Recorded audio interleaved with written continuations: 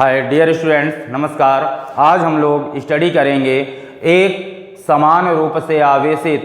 वलय के कारण उसकी अक्ष पर वैद्युत क्षेत्र की तीव्रता। डियर स्टूडेंट देखें, एक समान रूप से आवेशित वलय के कारण उसकी अक्ष पर किसी बिंदु P पर वैद्युत क्षेत्र की तीव्रता। डियर स्टूडेंट्स, माना स्मॉल a त्रिज्या की हमारे पास यह एक समान रूप से आवेशित एक वलय है जिसकी त्रिज्या स्मॉल a है और वलय के केंद्र O से x दूरी पर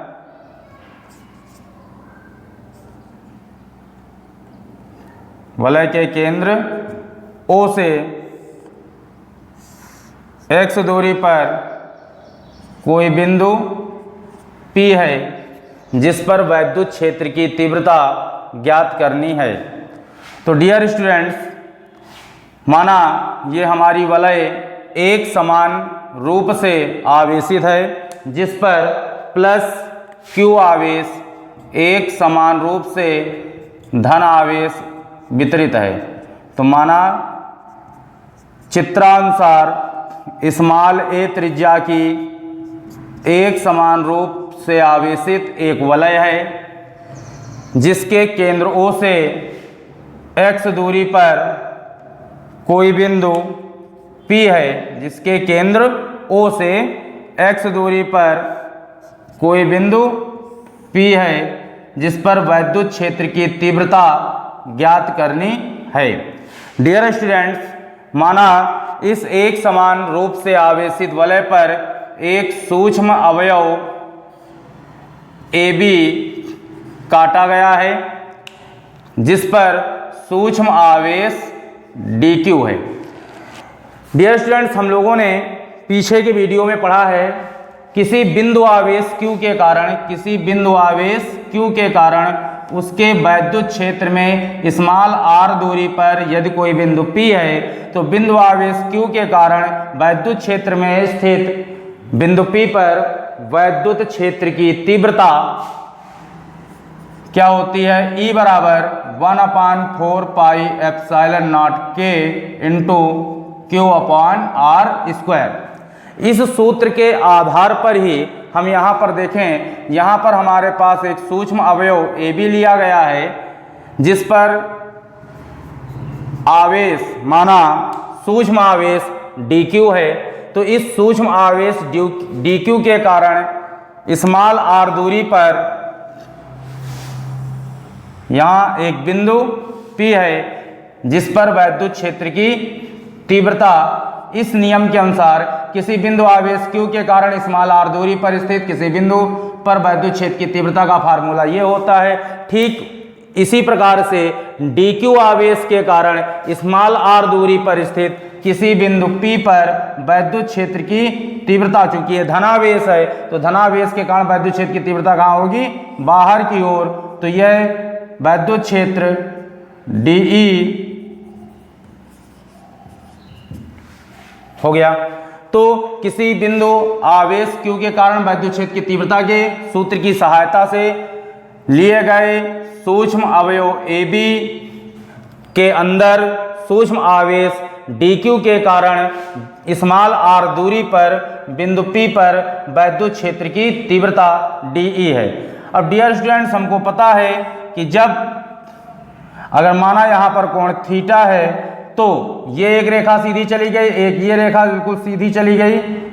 तो दोनों रेखाओं के बीच जो यहाँ पर कोण बनेगा शीर्षाभिमुख के कारण वही कोण यहाँ पर भी बनेगा। तो यदि यहाँ पर कोण थीटा होगा तो शीर्षाभिमुख के कारण यहाँ भी कोण थीटा होगा। अब डियर स्टूडेंट, इसके सम्मुख अगर इसी प्रकार के छोटे छोटे बहुत सारे अवयव लिए जाएं तो इसके सममित अगर हम एक दूसरा अवयव ले लें इसी तरह जहाँ पर आवेश dq है, तो ठीक इसी प्रकार से इसके कारण भी बिंदु P पर वैद्युत क्षेत्र की तीव्रता ज्ञात कर सकते हैं। तो इस अवयव AB के सममित A डैश B डैश एक अवयव लिया गया जिसके कारण स्मॉल r दूरी पर स्थित बिंदु P पर वैद्युत क्षेत्र की तीव्रता यहाँ भी क्या हो जाएगी DE। अब स्टूडेंट्स, अगर यहाँ भी कोण थीटा हो तो शीर्षाभिमुख के कारण यह कोण भी थीटा होगा। अब स्टूडेंट्स, हम लोगों को पता है चूंकि वैद्युत क्षेत्र की तीव्रता एक सदिश राशि है, तो सदिश राशि होने के कारण जब कोई सदिश राशि, पीछे बताया गया था कि जब कोई सदिश राशि किसी बिंदु पर कोण बनाते हुए कार्यरत होती है तो हम उसको घटकों में वियोजित करते हैं, उसके घटक प्रभावी होते हैं। तो देखें डियर स्टूडेंट, इस DE पीछे भी वीडियो में बताया था कि इस DE वैद्युत क्षेत्र जो सूक्ष्म वैद्युत क्षेत्र है, इस सूक्ष्म वैद्युत क्षेत्र DE को घटकों में वियोजित करने पर जिस भुजा के साथ कोण बनता है वह घटक हो जाएगा आपका DE cos थीटा। और इसके समांतर एक घटक बनाया गया DE cos थीटा, और इस कोण थीटा के लंबवत अगर देखें तो जो लंब भुजा होती है, इस लंब भुजा के समांतर घटक बनता है DE sin थीटा।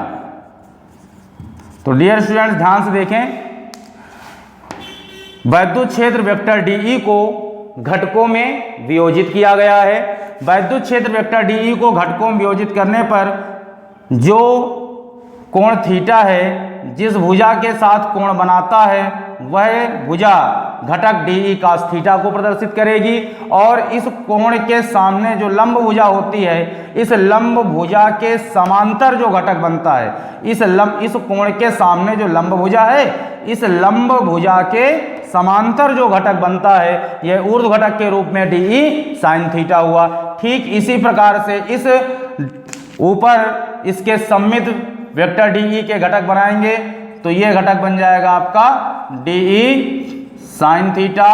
और यहाँ पर घटक बन जाएगा इसी प्रकार से DE cos थीटा। तो डियर स्टूडेंट्स, यहाँ पर देखें कि जो DE sin थीटा है, ये ऊर्ध्व घटक, ये परस्पर विपरीत दिशा में है, परिमाण में बराबर हैं और दिशा में विपरीत हैं, तो ऊर्ध्व घटक DE sin थीटा परस्पर निरस्त हो जाएंगे।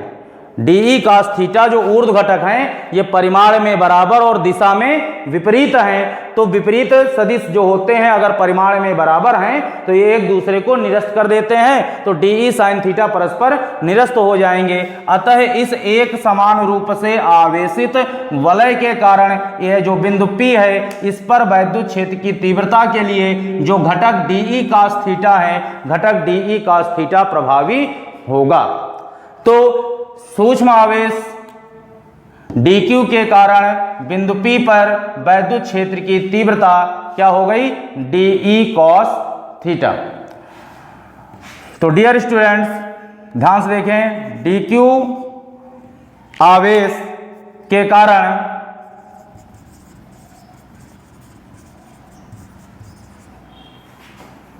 बिंदु P पर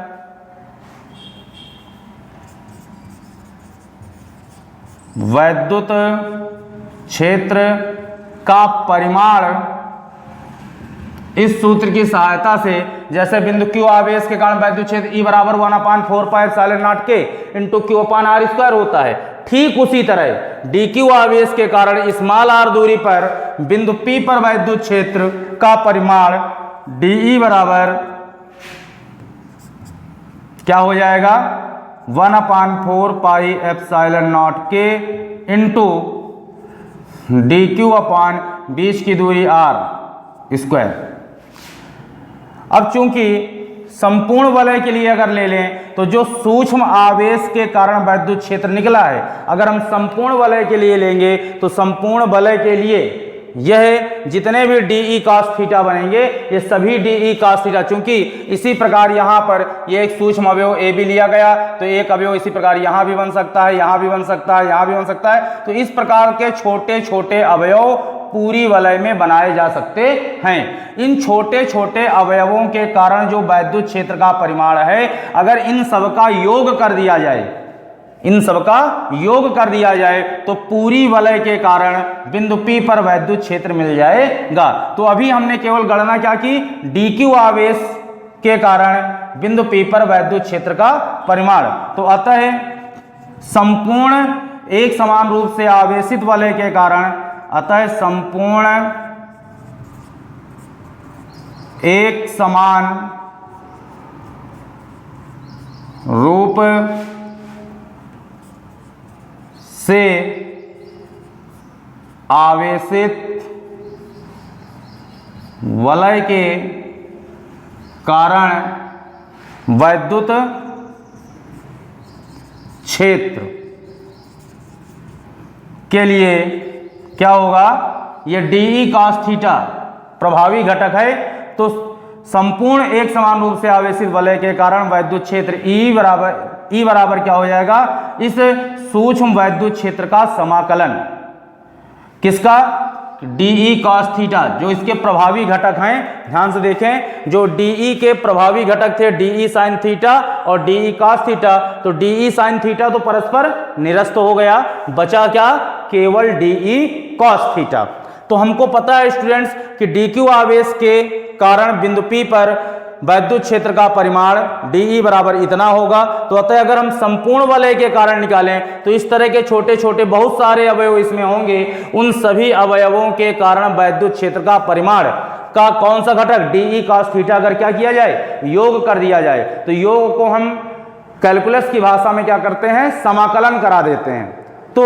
अगर इन छोटे छोटे जो अवयव हैं डी ई कॉस थीटा वैद्युत क्षेत्र के घटक, अगर इन सबका योग कर दिया जाए तो संपूर्ण एक समान रूप से आवेशित वलय के कारण वैद्युत क्षेत्र निकल आएगा। तो संपूर्ण एक समान रूप से आवेशित वलय के कारण वैद्युत क्षेत्र ई बराबर क्या हो जाएगा, whole integration D E cos theta. तो ई बराबर डी ई का मान रखेंगे 1/4 पाई एप्सिलॉन नॉट के into D Q upon R square into cos theta. अब डियर स्टूडेंट्स, अगर हम इसका समाकलन कराएं तो देखें 1/4 पाई एप्सिलॉन नॉट के into D Q upon R square into cos theta. अब कॉस थीटा की वैल्यू अगर हम यहां से निकालें तो कॉस थीटा बराबर ये हो जाएगा आधार, इस कोण के लिए ये लंब है, ये आधार हो जाएगा, ये आर क्या हो जाएगी, कर्ण हो जाएगी। तो चूंकि कॉस थीटा बराबर, अब हम पुनः फिर से देखते हैं, तो कॉस थीटा बराबर, चूंकि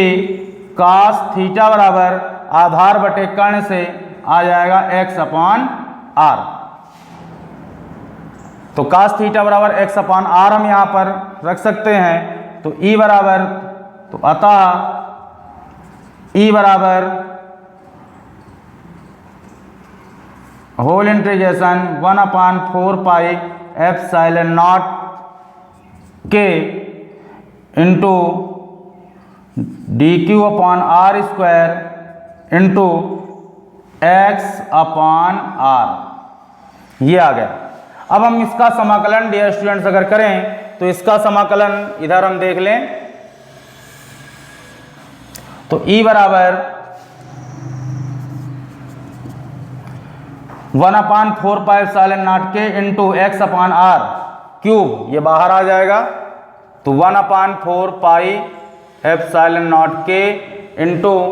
x/r क्यूब, ये बाहर आ गया, और इंटू इंटीग्रेशन डी क्यू, तो इंटीग्रेशन डी क्यू बराबर क्या होगा, क्यू। तो या E बराबर 1/4πε0 K इंटू QX/R³ तो या E बराबर